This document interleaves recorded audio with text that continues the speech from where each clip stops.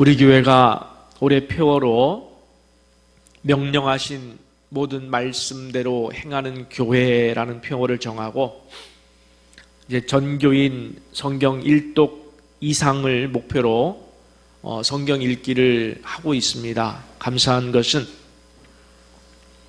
우리 교회에 출석하시는 분들을 기준으로 볼 때 78세로 가장 연로하신, 근데 이 연로하신이란 표현을 싫어하셔요, 우리 원사님. 어찌됐든지 요양병원에 계신 분들을 빼고는 그래도 가장 연로하신 우리 민의자 권사님께서 단 3개월 만에 3월 27일에 일독을 마치셨습니다. 성경 일독을 마치신 권사님께서 하신 말씀이 더 감동적이에요. 딴 얘기 안 하셨어요. 목사님께서 전교인이 하자라고 하셨는데 순종해야지요. 그 마음으로 하셨습니다. 여러분, 저를 위한 순종이 아니라 성경을 읽는다는 것은, 또 기도를 한다는 것은 여러분 영혼 살리기 위한 순종임을 기억하시기 바랍니다. 그래서 이미 시작하신 분들은 더욱 분발해 주시고, 그래서 어찌됐든지 간에 연말까지라도 완독을 해 주시고, 아직도 시작하지 못하신 분은 도전받으시고 오늘부터라도 꼭 시작하시기를 부탁을 드립니다. 중도에 포기하지 마시고, 내가 이대로 가다가는 연말까지는 못 가겠다, 이제 중간 한 7, 8월, 9, 10월 되면은 이런 생각이 드실 분들도 있을 거예요. 완독하지 못하더라도 그때 가서 하는 데까지 또 열심히 해서 1독에 멈추지 마시고 2독, 3독 한번 우리 열심히 좀 해서 우리에게 주신 하나님께서 목표, 올해 주신 우리에게 주신 목표대로 참 큰 은혜를 받으셨으면 좋겠습니다. 좀 권사님 이야기를 좀 드리고 싶습니다. 우리 권사님은 21일 다니엘 기도회 때만 집에 가서 주무시고, 나머지 344일 미스바 기도회를 위해서 주일 밤부터 이제 목요일 밤까지는 매일 저녁에 교회에 오셔서 주무시면서 성경을 읽고 또 기도하고 계십니다. 한겨울에 본당에서 주무신다고 해서 건강을 해칠까 염려되어 만류됐지만 하나님께서 우리 권사님에게 특별한 건강의 은혜를 주신 것 같아요. 뒤에 난로불만 이렇게 좀 가까이 켜도 등에서 불이 난다고 하시면서 얇은 이불 하나만 덮고 주무셔도 괜찮다. 참 지난 겨울 아프지 않고 잘 견뎌 주셨음에 너무 감사를 드립니다. 건강의 비결을 물으니까 매달 하나님께 건강보험으로 이제 감사의 물을 올려드리는 것과 또 교회에서 집까지 거리가 대략 한 2.5km 또 2.7km 뭐 이 정도 되는 것 같아요. 근데 매일 일부러 오실 때 걸어오시고, 또 새벽에 모시다 드린다고 해도 아니라고, 걸어가야 된다고 걸어서 새벽에 가십니다. 전에 제가 권사님께 부탁을 한 적이 있습니다. 권사님, 제가 은퇴할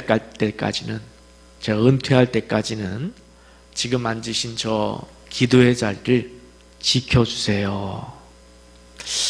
제가 정상적으로 은퇴를 하면 70에 은퇴하죠. 근데 권사님의 연세가 이제 90이 되십니다. 권사님은 그때까지 제 곁에서 기도의 동역자로 살고 싶으셔서 일부러라도 하루 5km씩 걸으신다는 말씀을 듣고 저 얼마나 감사했는지 모릅니다. 목사로서 우리 민권사님 같은 분이 곁에서 기도해 주신다는 것은 전 정말 복받은 목회자예요. 저는 그렇게 고백합니다, 늘. 또 저만 복받은 것이 아니라 우리 교우들이 복받은 거예요. 민권사님 같은 분이 우리 교회에서 늘 기도의 자리에 계심을 통해서 우리에게 도전이 되고 본이 되고 또 우리가 따라갈 수 있는 모범이 된다는 것은 우리에게 복받은 것입니다. 그래서 여러분 우리 민고사님을 위하여서 많이 기도해 주시기를 부탁을 드리겠습니다. 본문에 보면 하나님께서 모세를 통해서 이제 앞으로 세울 왕들에게, 사실은 하나님께서 왕들을 세울 것을 허락하지는 않으셨습니다. 백성들이 이제 먼저 왕을 원했을 때도 하나님께서 무슨 말씀을 하셨냐면 모세 너를 버린 것이 아니라 나를 버린 것이다. 나를 버린 것이다 하셨어요. 그럼에도 불구하고 하나님께서 이 말씀을 주셨습니다. 앞으로 세울 왕들에게 말씀을 평생에 자기 옆에 두고 읽으라, 이렇게 권면하고 있는 본문의 말씀입니다. 먼저 14절 말씀부터 보겠습니다. 내가 내 하나님 여호와께서 내게 주시는 땅에 이르러 그 땅을 차지하고 거주할 때에 만일 우리도 우리 주위의 모든 민족들 같이 우리 위에 왕을 세워야겠다는 생각이 나거든 라고 했습니다. 여러분, 이 구절에서 가장 포인트, 또 여러분이 볼 때 주목할 만한, 눈에 띄는, 또 마음을 끄는 어떤 문구가 무엇일까요? 사람마다 다르겠습니다만 저는 밑에서 두 번째 줄에 있는 모든 민족들 같이, 모든 민족들 같이, 요 문구로 잡았습니다. 하나님께서 지금 가장 마음이 쓰이는 게 있어요. 하나님께서 지금 가장 마음을 쓰시는 부분은 자기 백성, 하나님의 자기 백성이 세상 사람들처럼 하나님의 백성으로 살지 않고 세상의 백성들처럼 살까 봐서란 사실을 우리는 기억해야 돼요. 하나님 마음을 알아야 돼요. 물론 우리는 죽기까지 세상에서 또 세상 사람들과 함께 어울려 살아야 합니다. 그러나 우리가 그들이 가진 죄의 영향을 받느냐, 아니면 오히려 우리가 그들에게 복음의 영향을 끼치면서 사느냐의 문제는 전혀 다른 문제예요. 하나님은 우리를 세상의 빛과 소금으로 부르셨습니다. 그래서 우리가 세상을 따라가면서 살기보다는 어두운 세상을 밝히는 빛으로, 여러분, 우리가 빛으로 산다는 것은 어둠과 충돌한다는 이야기예요. 그럼에도 불구하고 빛으로 살라. 또 썩은 세상을 살려내는 소금으로, 우리가 소금으로 살아낸다는 것은 썩은 세상의 원리와 충돌하는 거예요. 그 세상의 원리대로 사는 사람들과도 충돌하는 거예요. 그래서 세상의 죄를 거슬러 역주행하며 살라라고 우리에게 말씀해 주신 겁니다. 그런데 우리를 끊임없이 유혹하는 것은 우리도 세상 사람들처럼 살고 싶어하는 유혹이에요.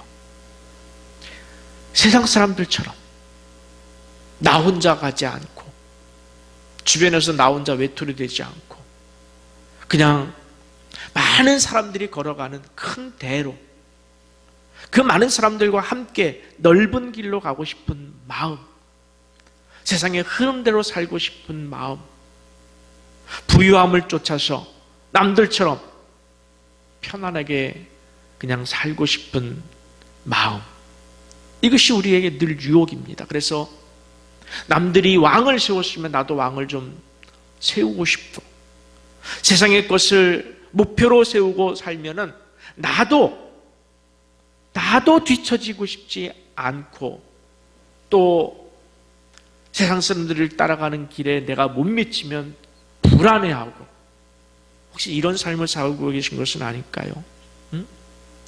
세상 사람들의 삶의 원리로부터 분리되는 것을 두려워하는 분리 불안 증후군을 여러분 앓고 있는 것은 아닙니까? 여러분, 우리는 세상에 대한 분리불안 증후군을 앓는 것이 아니라 하나님에 대한 분리불안 증후군을 알아야 돼요. 하나님에 대한 분리불안 증후군의 몸살을 알아야 돼요. 하나님에게서 멀어지고 하나님께 외면당하고 하나님께 버림받을까 봐 늘 영적 분리불안 증후군이 내 안에 늘 작동돼야 돼요. 그래서 새벽 예배로, 저녁 미스바 기도회로 시간을 내는 것이 중요해요. 말씀을 읽고 기도하고 내 열정을 드리고, 우리 노집사님 기도하셨지만 전 늘 느끼는 것이 하나 있어요. 우리가 한 달 전에 주일 기도 순서를 주보에 실어드리는데 늘 느끼는 것은 뭐냐면은 이분들이 기도의 준비를 하셔서 오실 때에 어쩌면 그날 설교와 매치가 잘 되는지, 하나님은 한 분이시구나, 저에게 역사하시는 하나님께서 그날 기도하실 분에게도 역사를 하십니다. 내 열정을 드려야 돼요. 이름만 그리스도인으로 살면 안 돼요. 내 물질을 올려드려야 돼요. 내 인생을 걸고서라도, 내 운명을 걸고서라도 하나님 곁에 있고자, 머물고자 전 생애를 바쳐야 하는, 그래서 영적 분리불안 증후군, 여기에 몸살을 앓는 여러분이 되시기를 늘 기도하고 있습니다. 여러분, 이 목표 앞에 다른 목표는 없어야 합니다. 우리가 하나님 곁에 머물고자 하는 이 목표 앞에 그것보다 앞서는 목표는 있을 수가 없어요. 세상 사람들이 꿈꾸는 목표를 가지고 여러분 하나님에게 한번 물어보세요. 물어보시면서 사세요. 하나님, 저도 저 사람들처럼 살까요? 저 사람들이 지금 무엇을 향해서 우르르 몰려가고 있습니다. 저기에 보물이 있다고, 저기에 부유함이 있다고 우르르 몰려가고 있는데 저도 그렇게 살까요? 여러분 물어보시고 가세요. 제발 부탁입니다. 빌립보서 4장 6, 7절의 말씀처럼 우리가 늘 묵상했던 말씀이죠. 여러분, 하나님께 기도하고 그 기도를 통해서 하나님께서 주시는 마음과 생각만 붙잡고 사셔야 돼요. 다른 것은 두려워하지 마시고, 내가 정말 하나님의 뜻을 놓칠까 봐, 내가 정말 하나님에게서 멀어질까를 진짜 두려워하십시오. 예수님께서도 말씀하셨지 않습니까? 너희의 목숨을 가져가는 세상을 두려워하지 말고 너희를 지옥불에 넣는 하나님을 두려워하라. 돈이 없고 명예가 없고 고난이 찾아오고 질병이 찾아오는 것, 이런 거 두려워하지 마십시오. 하나님을 붙잡으면 모든 것을 붙잡은 것이요, 하나님을 놓치면 손에 있는 것조차도 여러분의 것이 아닐 수 있는, 그것이 바로 우리가 살아가는 길임을 깨닫는 우리 성도들 되시기를 축복합니다. 그래서 세상 사람들처럼이 아니고 앞에서 말씀드린 나도 우리 민리자 권사님처럼 어느 훌륭한 믿음의 성도처럼 내가 하나님의 뜻대로만, 말씀대로만 살아야겠다라는 새로운 목표와 열망을 품으실 수 있는 오늘이 되시기를 축원합니다. 본문 16절, 17절을 다시 한번 좀 읽어보겠습니다. 그는 병마를 많이 두지 말 것이요, 병마를 많이 얻으려고 그 백성을 애굽으로 돌아가게 하지 말 것이니, 이런 여호와께서 너희에게 이르시기를 너희가 이후에는 그 길로 다시 돌아가지 말 것이라 하셨음이며, 그에게 아내를 많이 두어 그의 마음이 미혹되게 하지 말 것이며 자기를 위하여 은금을 많이 쌓지 말 것이니라 그랬습니다. 두 구절은 같은 의미예요. 병마를 얻으려고 말과 마차, 병마, 무기, 세상의 힘, 이것을 얻으려고 애굽으로 가지 말라는 말씀은 세상의 힘을 얻어 의지하려고 예수 믿기 전의 삶, 예수 믿지 않는 삶, 세상 사람들의 삶, 거기로 돌아가지 말라라고 했습니다. 하나님께서 가지 말라라고 했어요. 아내를 많이 두거나 은금을 많이 쌓지 말라는 말씀도 마찬가지입니다. 온전히 하나님만 의지하고 바라보아야 할 이 마음, 여러분의 마음이 두 갈래 세 갈래로 나뉘는 것에 대해서 하나님 경고하고 있어요. 그래서 아내를 사랑하되 하나님 안에서 사랑하는 거예요. 남편을 사랑하되 자녀를 사랑하되 하나님 안에서 사랑하셔야 돼요. 마음이 나뉘는 것을 하나님이 가장 싫어하십니다. 그래서 예수님께서 말씀하셨지 않습니까? 두 주인을 섬기지 말라. 예수님께서 우리에게 지켜야 할 첫째 계명으로 너희는 마음을 다하고 목숨을 다하고 뜻을 다하고 힘을 다해 오직이라고 그랬어요. only, 오직 여호와 하나님만 사랑하라 라고 하신 말씀도 같은 맥락입니다. 여러분, 진심으로 부탁을 드립니다. 하나님 앞에 마음을 다하세요. 전심으로 하나님 앞에 서세요.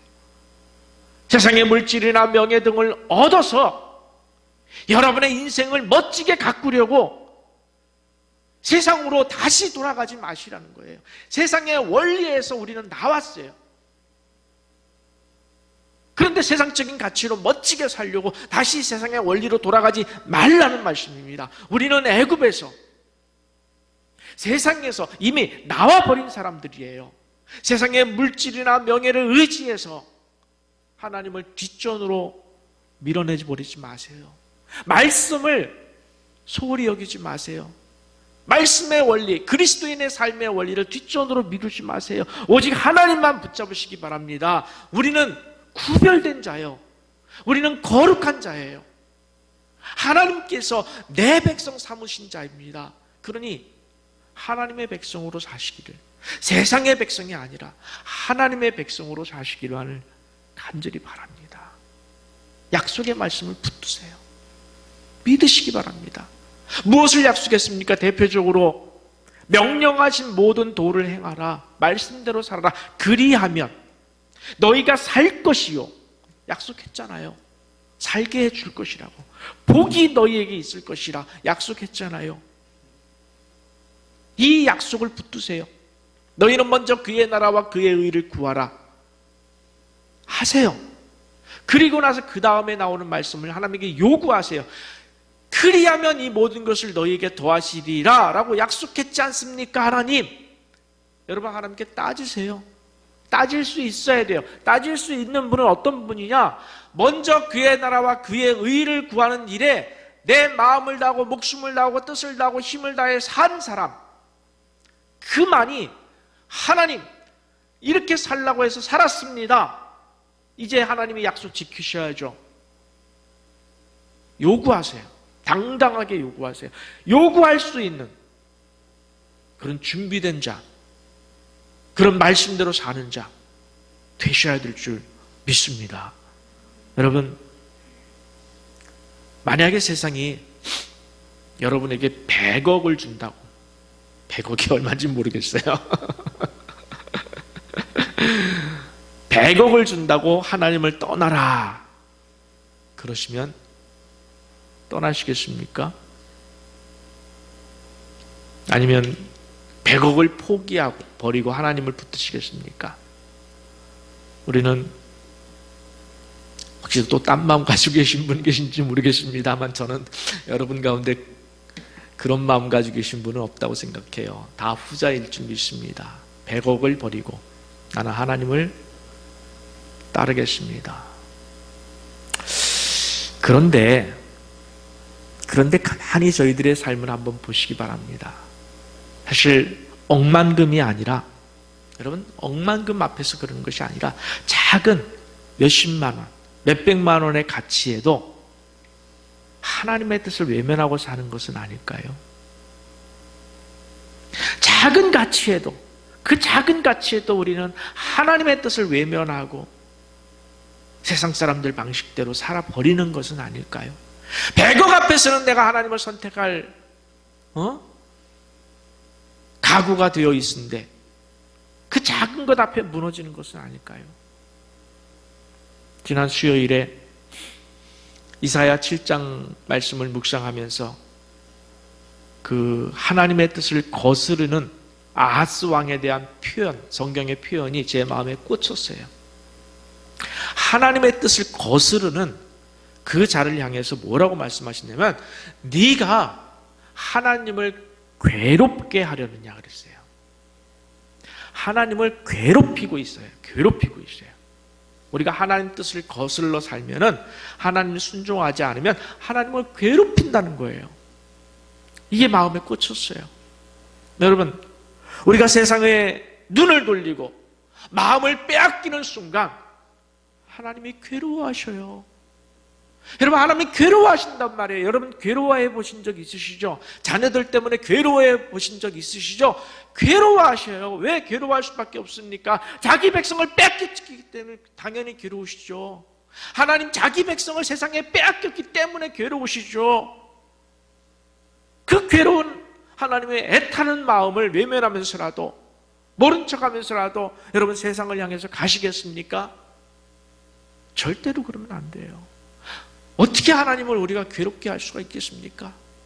평생을 다해서 생명을 걸고 주님을 사랑하겠다고 고백하면서 어찌 하나님께 괴롭게 하는 그런 순간이나 그런 요소가 내 인생 가운데 있을 수 있겠습니까?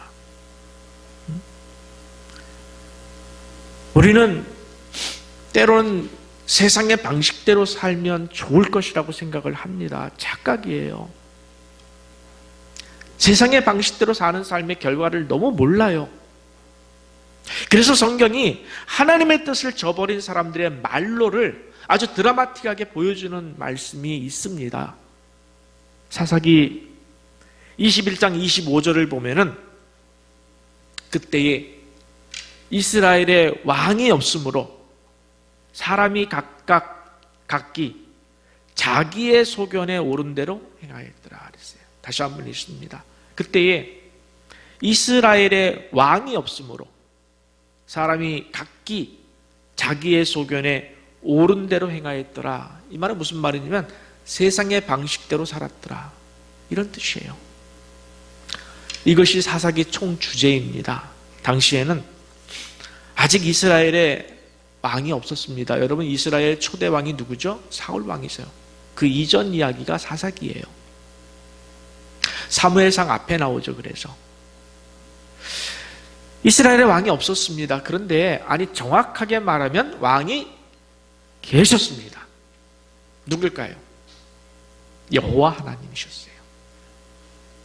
그래서 하나님께서 이스라엘 백성들이 왕을 요구했을 때에 저들이 모세 너를 버린 것이 아니라 나를 버렸다. 내가 왕인데 나를 버린 것이다. 하나님이 왕이셨어요.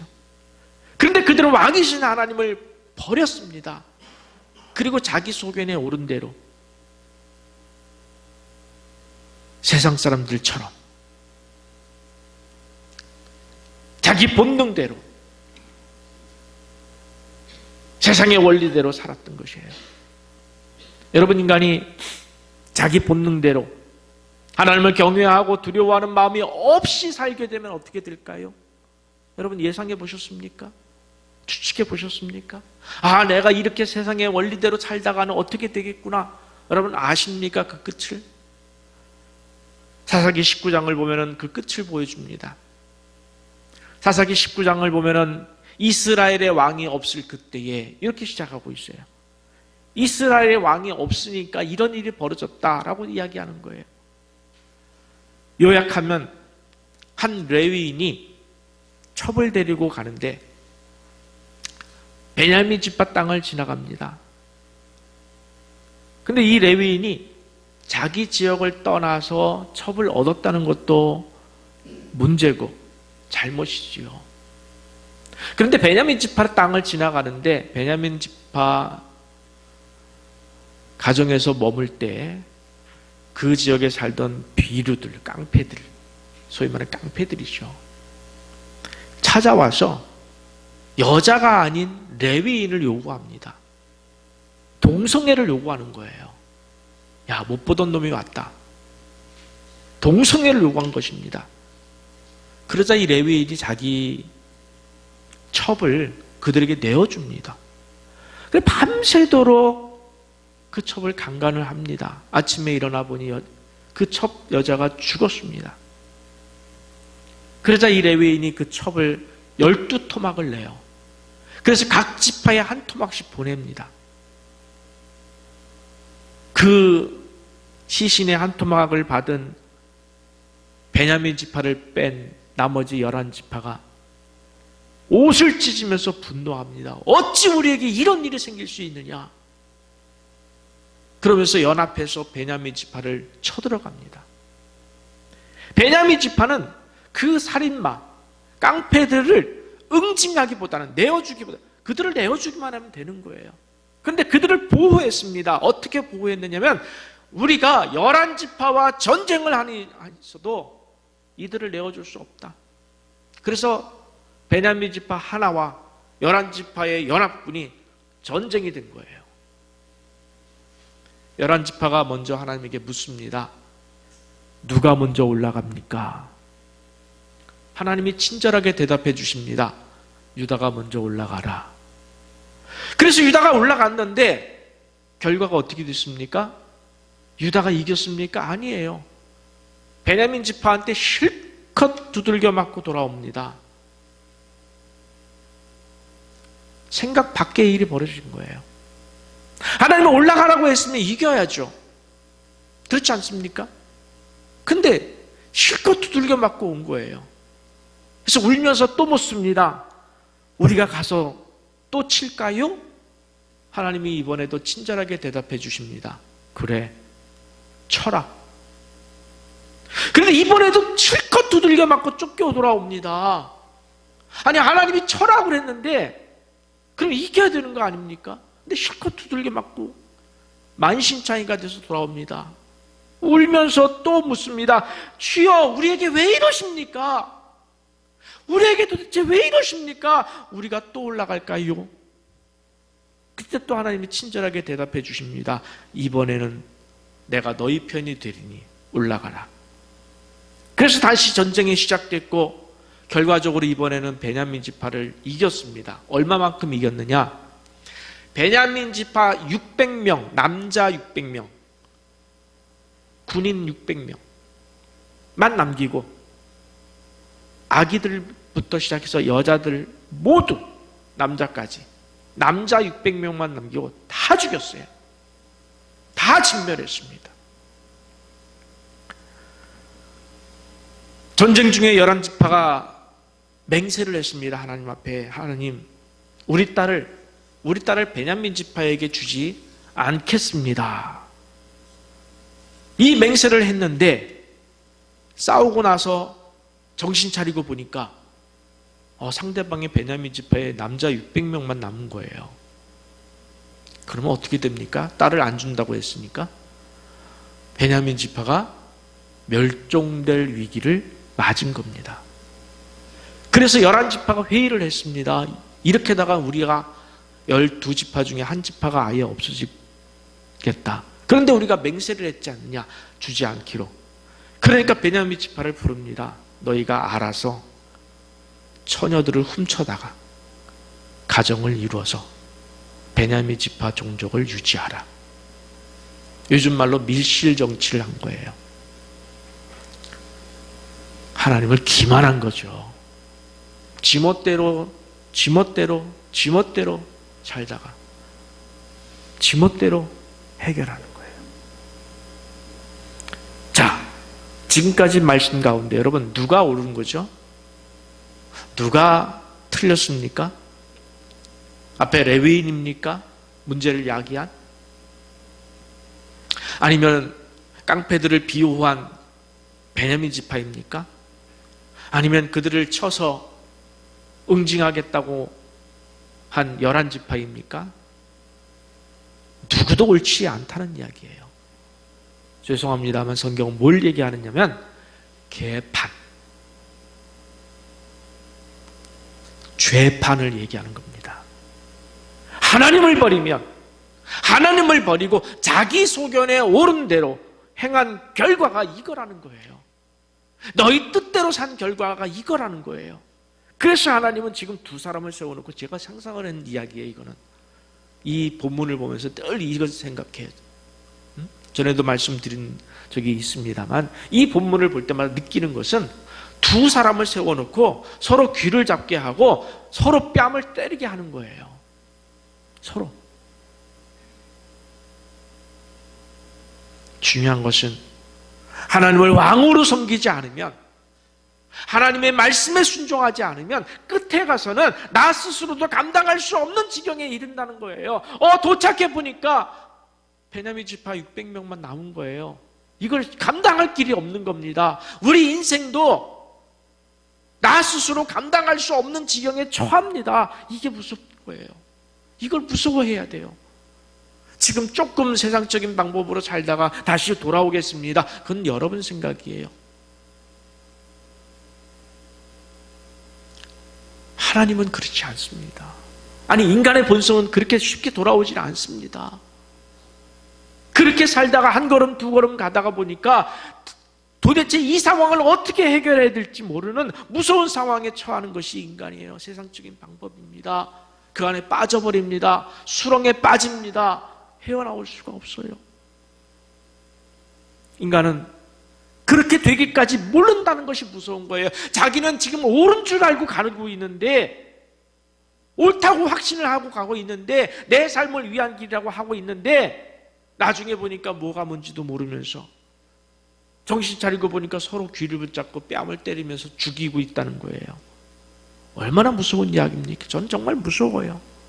전 정말 두렵습니다. 이 말씀이 우리에게 하나님의 기준이 되지 않으면, 하나님의 말씀이 내 인생의 중심이 되지 않으면, 그 순간 우리가 세상 속에서 세상의 원리대로 살면서 서로 귀를 잡고 뺨을 때리면서 아귀다툼 싸우고 결국 죽어버릴까? 전 너무 무서워요. 그래서 하나님은 모세를 통해서 왕에게, 백성에게 당부한 것입니다. 이것은 왕에게만 얘기한 게 아니라 모든 백성들에게, 또 오늘 우리에게 당부하신 거예요. 17장 18절에서 19절 말씀 제가 있습니다. 그가 왕 위에 오르거든 이 율법서의 등사본을 레위 사람 제사장 앞에서 책에 기록하여 어떻게? 평생 동안 자기 옆에 두고 여러분도 옆에 두고 계시죠? 네, 그 다음을 안 하시죠? 뭐예요? 읽어. 평생 자기 옆에 두는 것만이 아니라 그 다음에 읽어. 그의 하나님 여호와를 경외하기를 배우며. 여러분, 말씀을 읽으면은 하나님을 경외하는 것을 배울 수밖에 없어요. 왜? 하나님의 위대하심 앞에 무릎 꿇을 수밖에 없습니다. 여러분이 하나님 앞에 교만한 것은, 혹시라도 교만한 것이 내 안에 있다라고 느끼는 것은 내가 말씀을 같이 읽지 않았기 때문에 그런 거예요. 말씀 곁에 가지 않았기 때문에 그래요. 하나님을 만나지 않았기 때문에 그런 거예요. 그러니까 교만의 뿔이 솟아올라오는 거예요. 들이받는 거예요, 누군가를. 하나님 여호와를 경외하기를 배우며 이 율법의 모든 말과 이 규례를 지켜 행할 것이라. 아멘. 왜 성경을 평생 내 옆에 두고 읽어야 하는지 절감하시지 않습니까? 안 그러면 내 생각대로 사니까.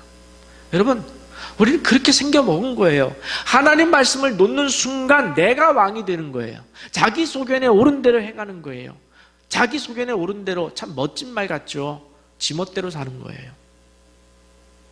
그러면 결과적으로 어떻게 된다고 하나님께서 경고하셨습니까? 서로 죽이고 감당할 수 없는 상황에 몰린다는 거예요. 그래서 본문 20절 말씀대로 성경 그 말씀을 내 옆에 평생 두고 살면은 본문 20절에 보니까 첫째로 형제 위에 교만하지 않는다라고 했습니다. 여러분, 말씀을 가까이 하면은 하나님을 인정하는 거예요. 그러면 교만할 수가 없어요. 가인이 어떤 마음으로 아벨을 죽였습니까? 자기가 아벨의 생명을 없앨 수도 있다는 교만 때문이에요. 없앨 수도 있다는 교만 때문이에요. 그리고 없애버린 거예요. 하나님께서 지으신 하나님의 아들, 하나님의 것, 아벨을 죽인 겁니다. 하나님의 말씀이 그 안에 없었기 때문에 그래요. 순종하지 않았기 때문에 그래요. 죄가 지배했기 때문에 그래요. 여러분, 아담이 선악과를 따먹었죠. 그 죄의 겉모습이 아담에게선 사실은 보이지 않았습니다. 나타난 것이 뭐냐면 가인이 아벨을 죽인 거예요.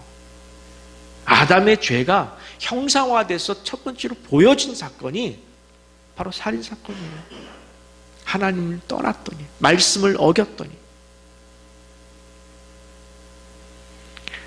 말씀을 평생에 두고 살면 그 위험이 없습니다. 교만하지 않아요. 겸손해요. 하나님 앞에 겸손하고 사람 앞에 겸손해요. 둘째로, 이 명령에서, 이 말씀에서 좌로나 우로나 치우치지 않는다고 그랬습니다. 여러분, 말씀을 평생 옆에다 두고 항상 붙들고 읽으면 하나님의 뜻에서 좌로나 우로나 치우치지 않습니다. 이 말씀은 무슨 말이냐? 하나님이 여러분을 보호하신다는 거예요. 하나님이 여러분을 보호하신다는 거예요. 오늘 찬송, 헌신송의 새로운 말씀, 새로운 찬양인데 주가 일하시네. 아시는 분은 아시겠습니다만 이 부분이 나옵니다. 주께 아끼지 않는 자에게 주가 일하시네. 저는 이 찬양을 들으면서 얼마나 감동됐는지 몰라요.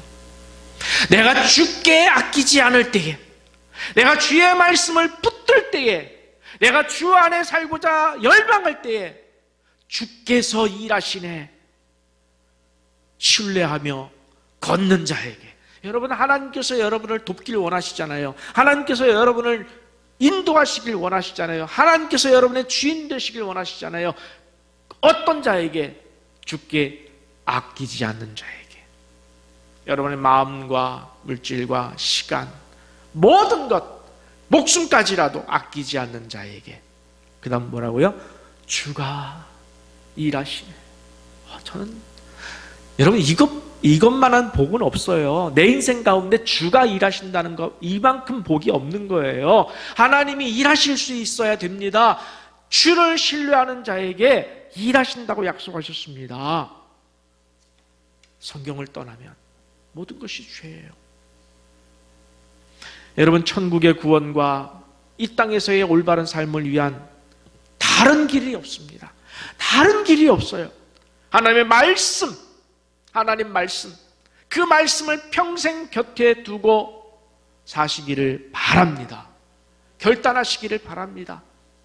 차 안에, 책상 위에, 손이 닿는 곳이라면 어디든지. 여러분, 특별히 집에다가 성경을 펴놓으셔요. 그러면 왔다 갔다 하면서 한 장씩 읽으면 굉장히 빨리 읽을 수 있어요. 응? 읽는 것에서 끝나는 것이 아니라 그 말씀을 마음에 둬야죠. 틈만 나면 성경을 읽고 묵상하고 붙들고 순종하십시오.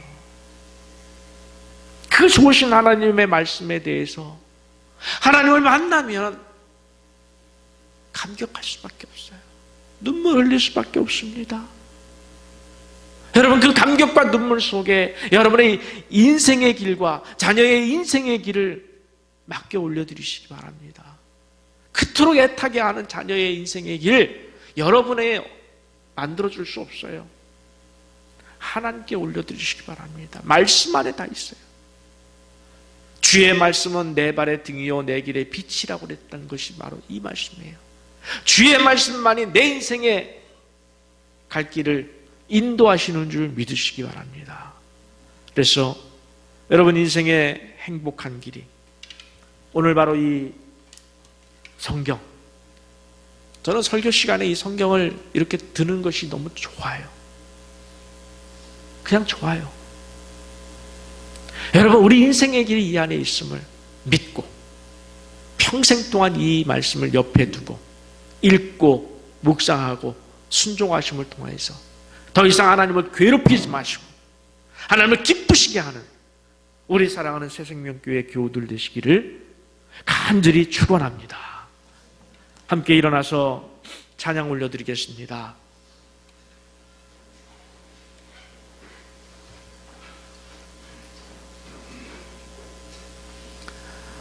주가 일하시네. 죽게 아끼지 않는 자들에게 주가 일하시네. 신뢰하며 걷는 자에게.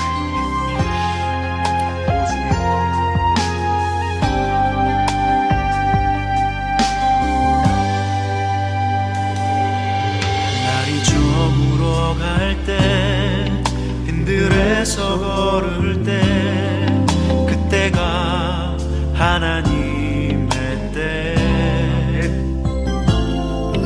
내 힘으로 안 될 때 빈손으로 걸을 때 내가 고백해 여호와 이래 주가 일하시고 간절하게 부르세요.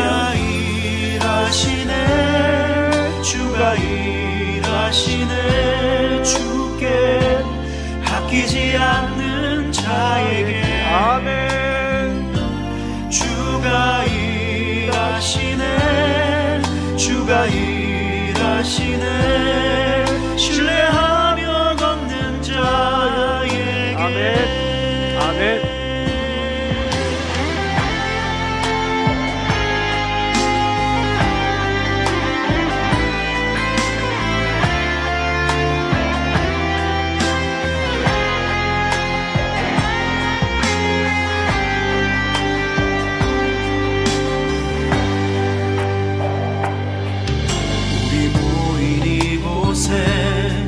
주님 함께 계시네 누리네 아버지 은혜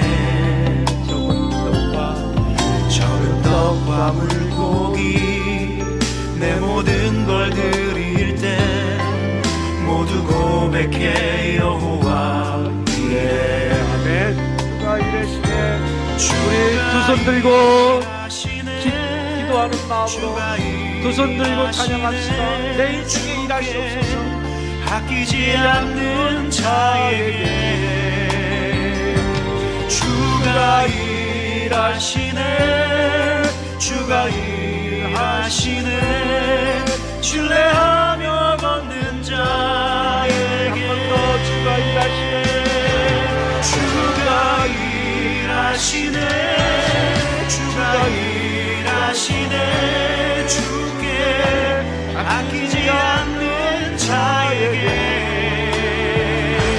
주가 일하시네 주가 일하시네 신뢰하며 걷는 자에게 한 번 더 합시다. 주가 일하시네. 주가 일하시네 주가 일하시네 주께 아끼지 않는 자에게 아멘. 주가 일하시네 주가 일하시네 신뢰하며 걷는 자에게 신뢰하며 걷는 자에게 오, 약속하신 말씀을 신뢰하며 걷는 주를 신뢰하며 자에게 걷는 자에게 주께서 일하신 줄 믿습니다.